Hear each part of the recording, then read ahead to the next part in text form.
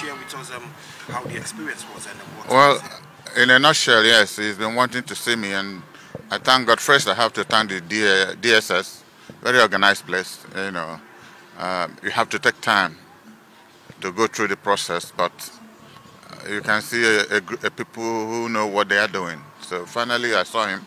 We spent almost an hour together. Very, very intense, serious discussion that affecting the course of this country and essentially the southeast.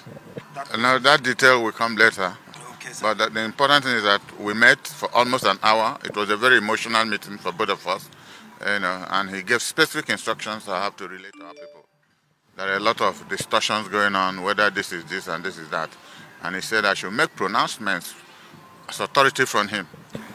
So what is it inside there for him? What is it like for him? It is unfortunate. It's a place you won't wish your worst enemy to stay. When you're under seclusion, is it an exciting thing? No. But we thank God that his spirit is very high. That's what impressed me most, and I thank God for that. Okay, so one more thing. I've had an opportunity to actually dialogue with his counsels, his lawyers, the people that have been handling his matter and all that. What is the relationship between him and his lawyers? I will not discuss that. That's not I want to discuss with him. Okay, sir. Anything about his lawyer is very private and does not concern me. Okay, sir. Absolutely not.